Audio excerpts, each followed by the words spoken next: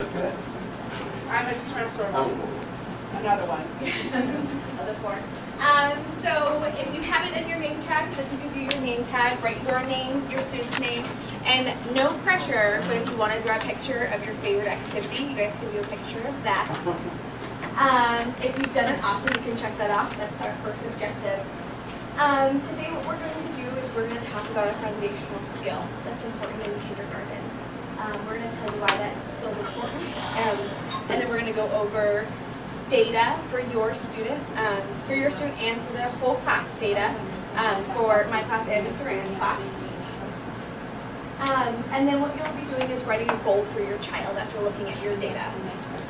And we'll give you activities that you guys can do at home to help support your child reach that goal.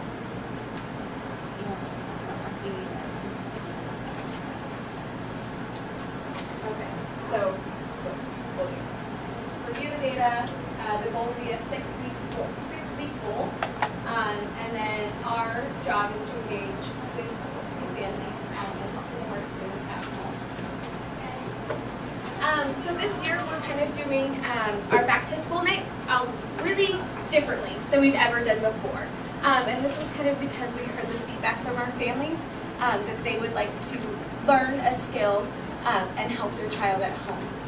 So we took that and we started this program called the Academic Parent-Teacher Teams. It's something that's catching on in the Renton School District, and we decided that we'd like to jump in and try it. So what this is there are going to be 3 meetings that we're going to have. The first meeting was our Meet the Teacher. This is going to be our team, your class members, and then your teacher will be your team. Then at conferences, we're actually going to go over the data again, see if your student reach that goal, and then give you other ways to help support your student at home. And then in the spring, we will meet again as a team, and then look at another foundational skill, look at the data, and then you guys will create another goal. So this is very different than anything we've ever done, so bear with us. This is our first time doing it, but we're really excited.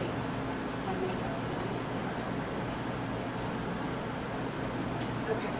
And the part that you guys play, your responsibility, is that you will attend the meetings that we're going to have and help your child at home. So really easy, things that we're already going to have meetings in place. And then as a teacher, we're going to make sure that we have the data ready and that we're going to work with you to support your child at home, giving you activities and resources.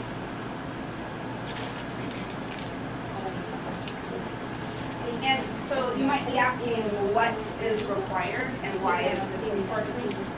So we told you that we would introduce you to a foundational skill, and the skill that we're going to be working with you over the year is letter identification and sounds. So you might be asking, well, why is this an important skill? And so, well, students need to be able to do this, to be able to read, and to be able to write. And so, and most of our kids come in at the beginning stages of this process. So, what we're doing tonight is showing you where they're beginning this process. So in March, so we're going to set that goal tonight. And so in March, we're going to, the expectation is that all students know all letters and names and letter sounds. So that's what we're doing tonight.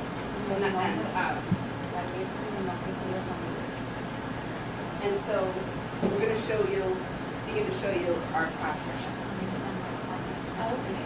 So in your folder, if you'd like to open it up, all of you will have a graph that looks like this, either for Wilson or for Corinne Sorgel.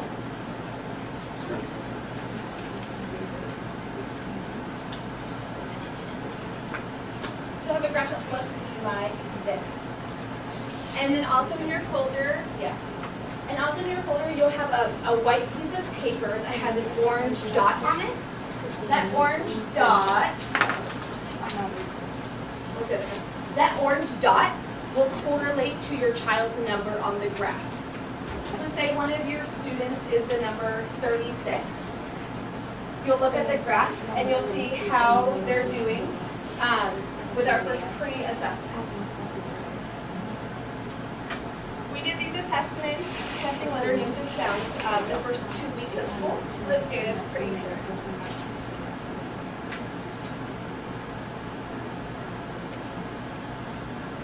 So on one side is the letter names and sounds, and then, or excuse me, letter names.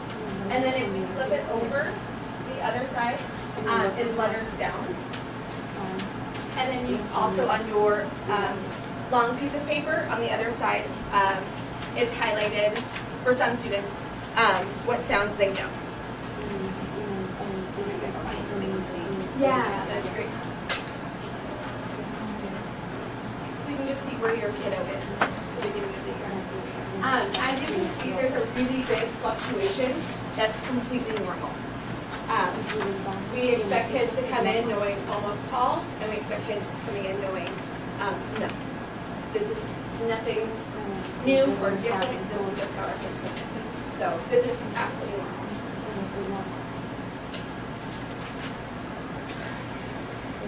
And yeah, if you guys want to browse through and see what letters your students do know, they're highlighted and the sounds. We're going to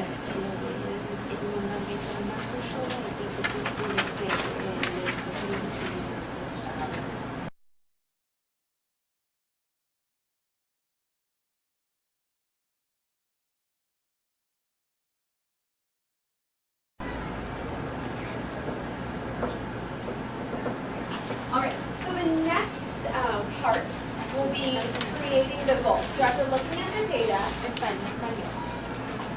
in your folder, you'll find a blue sheet like this. Don't worry about the two top parts, because that's going to put a line. What we'd like to work on today is having you say how many, pick an area that you'd like your student to work on. So if you want to work on uppercase letter names, lowercase letter names, or if you think your student would benefit from working on sounds, go ahead and pick the area. And then you can say, for example, my student knows 16 lowercase letter names. In our goal, I know it says 60 days, we're going to work on 6 weeks. In 6 weeks, I'd like my student to know all 26. That's attainable. Something that wouldn't be super attainable is if your student knows maybe 2 lowercase letter names, and you decide you wanted your student to know all 52 upper and lowercase letter names. So set a goal that you think that you'll be able to help your student with. If your student's maybe at 20 letter names or 20 letter sounds for upper and lowercase, then you can pile on. They'll know 30 sounds in 6 weeks. So you guys can think about what your goal would like to be, and we'll come around and help you guys make goals as well. Miss Wilson, Yes.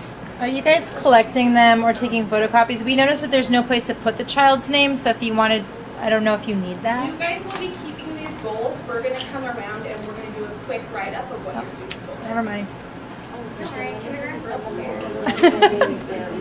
Not as much in 4th grade.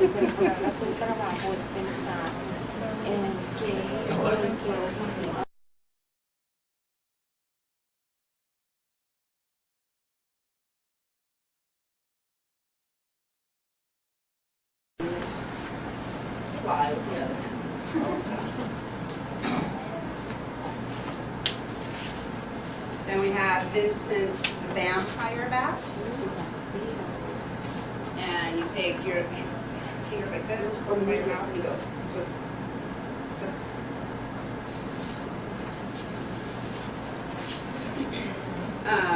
Next one is Willie Weasel.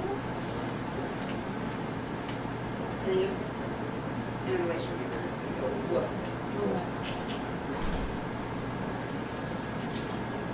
And Xavier Fox. And you take your finger and you go.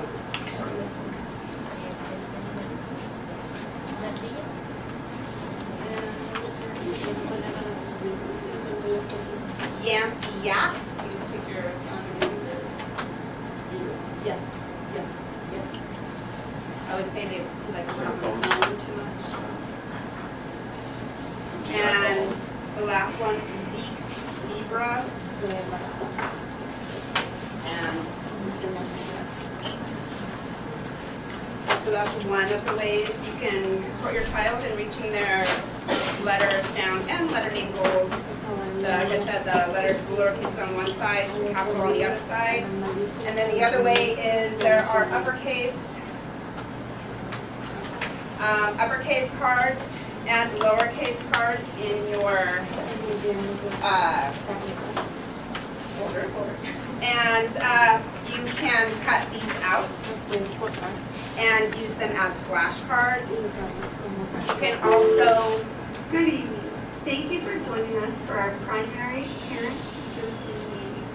If this is the only session you will be attending, please kindly meet your child. Rules are as follows. The library will be students wearing green wristbands. Music is red. Gym is blue. And kinders are in room 58. Please visit the resource there in the cafeteria before you leave. Thank you. so you can cut your cards up and use them as simple flashcards. You can also cut them up and spread them out and maybe work on 5 cards at a time. And then when they've mastered those 5 cards, then move on to the next 5. You can maybe do like maybe A, B, C, D, and then do upper and lower case, and then make them match the letters, like letter find, and then match those cards up. And then if your student is fluent in their learning sounds, use these to help build CBC words. So those are words like cat, hat, net, and have them start sounding out and blending those words, because that's our next step. CBCs, consonant, vowel, consonant. Yeah. Okay.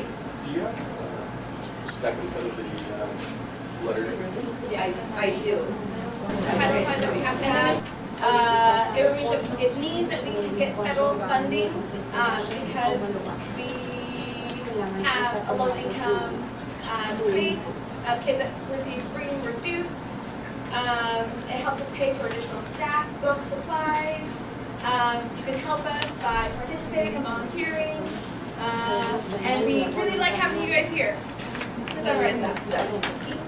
Thank you so much. They'll probably pick you guys up soon, out of this room at least. But you guys can stay as long as you want, and you guys can ask us questions. If not, you guys can go. The resources are in the library, or excuse me, in the cafeteria as well. There's a whole bunch of stuff. Thank you guys for coming. We totally appreciate you coming